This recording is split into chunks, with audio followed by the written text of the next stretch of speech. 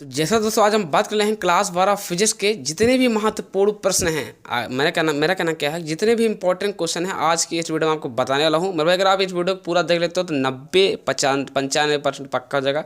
90 नहीं पक्का तो 80 तो आपका पक्का है, कहीं नहीं जाना, 80 आपका आने आना। लेकिन जो मैं क्वेश्चन बताऊँगा अगर आप उनको तैयार कर लेते हो तो जैसा कि पहला क्वेश्चन क्या है, कूलाम के नियम is the very most important है, कई सालों से पूछा गया क्वेश्चन है। नियम के अंतर्गत, मैंने क्या बोला, नियम के अंतर्गत। ठीक, अभी और भी नियम है, पूरा भी दिखाऊंगा। दूसरा नंबर क्वेश्चन क्या है कि विद्युत बल रेखाएं क्या हैं, परिभाषित कीजिए।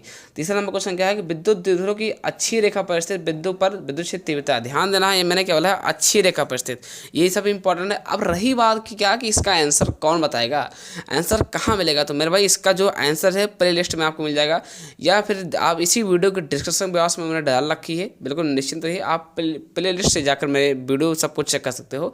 उस पर लिखा होगा क्लास 12 न्यू बैच 2024 या 25 ऐसे लिखा होगा। ठीक, या फिर वहीं नहीं जाते हो, काहिल हो आप इतना, तो इसी वीडियो की लिंक नीचे लगी है। ठीक, अब इतना तो आना चाहिए कि लिंक कहाँ से उठाया जाता है। ठीक, समझ के होंगे यार, समझदार तो वही हो क्योंकि इंटर में अच्छा खासा समझ आ जाती है। तो चौथा नंबर क्वेश्चन क्या है, चौथा नंबर ये लिखा है कि विद्युत द्विध्रुव की निरक्षीय स्थिति, देखिए अच्छी स्थिति और निरक्षीय स्थिति पर बिंदु पर विद्युत क्षेत्र तीव्रता दोनों इंपॉर्टेंट है। ठीक, तैयार करके चलना है। देखिए पांचवा नंबर क्या है, गॉस का प्रमेय या गॉस का, देखिए दो चीज होता है, एक होता है गॉस का प्रमेय, एक होता है गॉस का नियम। तो क्वेश्चन दो 3 नंबर में जब आएगा तो आपसे ये आएगा गॉस का नियम लिखिए, जब 5 नंबर में आएगा तो ये बोलेगा गॉस का नियम तथा उसका निगमन कीजिए। तो ध्यान रहे, डायरेक्ट 5 नंबर वाला तय कर लो तो उसमें दोनों क्लियर हो जाएगा। ठीक, चलिए बात करता हूँ छठवां नंबर क्वेश्चन क्या है, विद्युत विभव तथा विभवांतर में अंतर बताना होगा कि विद्युत विभव कैसे कहते हैं तथा विभवांतर कैसे कहते हैं, परिभाषित कीजिए।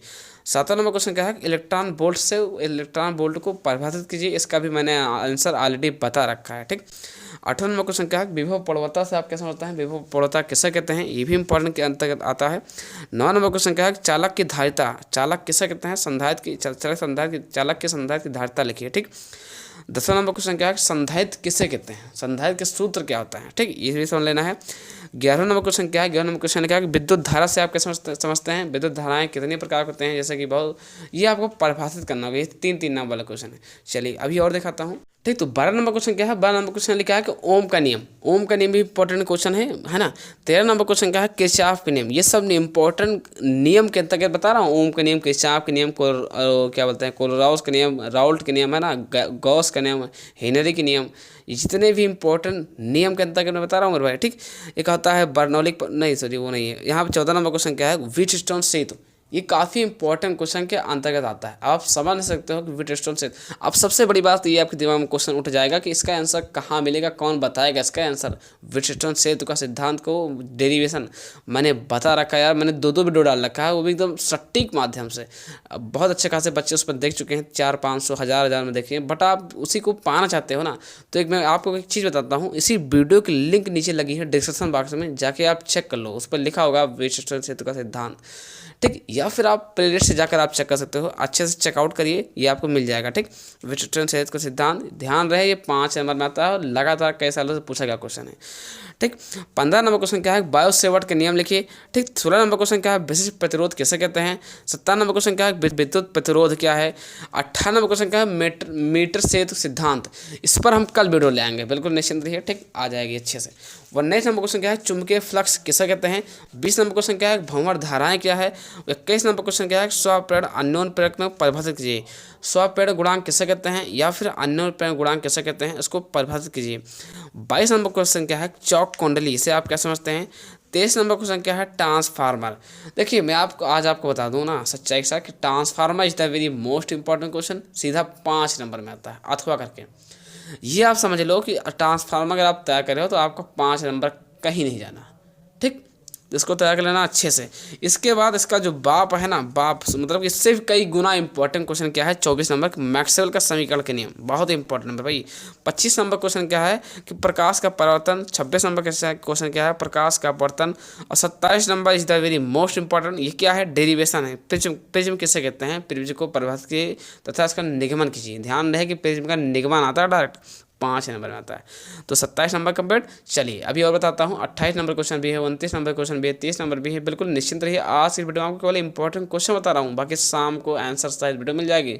ठीक, चलिए अब बात करता हूँ 28 नंबर क्वेश्चन। 28 नंबर क्वेश्चन लिखा है, प्रिज्म कोण या फिर अपवर्तनांक और न्यूनतम विचलन कोण, मतलब ये बात है कि ये इंपॉर्टेंट क्वेश्चन के अंतर्गत आता है।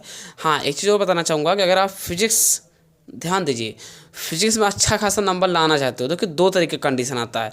एक बंदा जो होता है वो तैयार कर रखा है, पहली कंडीशन, जो बंदा तैयार कर रखा है, सभी डेरिवेशन, सभी इंपॉर्टेंट क्वेश्चन, सभी परिभाषाएं वगैरह याद रख रखा है, तो वहाँ तो गारंटेड है 90% तो ले ही आएगा। 90 नहीं भी आता है ना तो 80-85 तो उसका कहीं नहीं जाना, 80-85 तो मिल ही जाएगा। ठीक, कितना भी काहलपन कर दे आखिर समय तब भी।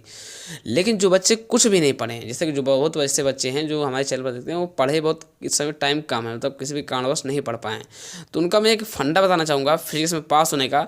देखिए, आपको नियम याद कर लेना कुछ, जैसे कोलराव वगैरह सब, कोलराव, अरे कूलाम का नियम है ना, गॉस का नियम, जितने थोड़ा मतलब नियम याद कर लेना है। और थ्योरी है जितने भी इंपॉर्टेंट परिभाषाएं हैं, मैक्सवेल का नियम, ट्रांसफार्मर हो गया है, ठीक, ये तुम्हारा अरे क्या बोलते हैं, विद्युत चुम्बकीय तरंग के सिद्धांत वाला हो गया, ठीक, और प्रकाश के प्रतिकरण हो गया, ये सब अगर आप तैयार करके जाते हो तब भी आप पास हो जाएगा। अब रही बात, दिमाग में आपका डाउट ये हो जाता है कि सर हमें न्यूमेरिकल नहीं आती, तो आप बिल्कुल निश्चिंत रहिए यार, न्यूमेरिकल उतना भी नहीं आता है जितना आप सोचते हो। न्यूमेरिकल नहीं आता ज़्यादातर इसमें पूछा जाता है, इंटर के फिजिक्स में ज़्यादातर यही पूछा जाता है कि खाली थ्योरी वाले क्वेश्चन। लेकिन न्यूमेरिकल जब आएगा तो तब आप 95 टारगेट में जाओगे, और जब न्यूमेरिकल नहीं आएगा तो आप 60 और 65 के टारगेट में रहोगे। लेकिन ध्यान रहे मेरे भाई कि आपको थ्योरी वाले क्वेश्चन आना चाहिए, जो हिंदी लिखा रहा परिभाषा वाले क्वेश्चन, उत्तर क्वेश्चन वाला, वो याद होना चाहिए। अब रही बात डेरिवेशन, अगर आपका डेरिवेशन नहीं कंप्लीट है ना तो आपका 20-25 नंबर कट जरूर जाएगा।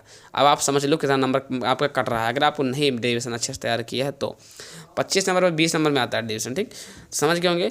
29 नंबर क्वेश्चन क्या है, गोलीय पृष्ठ पर अपवर्तन का सूत्र लिखिए। 30 नंबर क्वेश्चन क्या है, पतले लेंस के लिए अपवर्तन का सूत्र लिखिए। 31 नंबर क्वेश्चन क्या है, मैकर्स सूत्र क्या होता है, उसको परिभाषित कीजिए। ये सब निगमन वाले क्वेश्चन है, निगमन वाले क्वेश्चन है। 32 नंबर क्या है, लेंस की क्षमता परिभाषित कीजिए, ये भी इंपॉर्टेंट क्वेश्चन के अंतर्गत आता है। 33 नंबर क्या है कि मानव नेत्र किसे कहते हैं, मानव नेत्र को परिभाषित कीजिए, ये भी इंपॉर्टेंट क्वेश्चन है, ठीक। 34 नंबर क्वेश्चन क्या है, 34 नंबर लिखा है सूक्ष्मदर्शी क्या है, परिवर्तन को परिभाषित कीजिए, सूक्ष्मदर्शी कैसे कहते हैं, ठीक। 35 नंबर क्वेश्चन क्या है, हाइगेंस का तरंग का सिद्धांत। अब इसमें एक और क्वेश्चन आता है, हाइगेंस द्वितीय तरंगिकाओं का सिद्धांत, हाइगेंस के है ना तरंगिकाओं के सिद्धांत को परिभाषित कीजिए, एक द्वितीय तरंगिकाएँ आती हैं वो भी, तो दोनों को अच्छे से तैयार करना होगा, तब आपका और अच्छा खासा नंबर बन पाएगा। मैं आपको यही बताना चाहूँगा, जो बच्चे अच्छे से तैयार किए हैं उसको और अच्छे से तैयार करें, उसका रिविजन करें। जो बच्चे कुछ नहीं पढ़े तो वो एक काम करें, मैं केवल डेरिवेशन ज़्यादा ध्यान न दें, ना तो न्यूमेरिकल ज़्यादा ध्यान दें, केवल ध्यान उनको देना है कि इंपॉर्टेंट परिभाषा पर अगर तैयार कर लेते हैं परिभाषा अच्छा खासा ना, तो उनका भी नंबर आ जाएगा, 60-65 पास हो जाएंगे। लेकिन जो बच्चे अच्छे से तैयारी कर रखे हैं, डेरिवेशन भी आता है, न्यूमेरिकल भी आता है और क्वेश्चन आंसर भी आता है, तो वो केवल एक काम करें, केवल रिविजन करें। बाकी कोई दिक्कत हो तो कमेंट करके आप पूछ सकते हो, आपको कमेंट में ही रिप्लाई मिल जाएगा।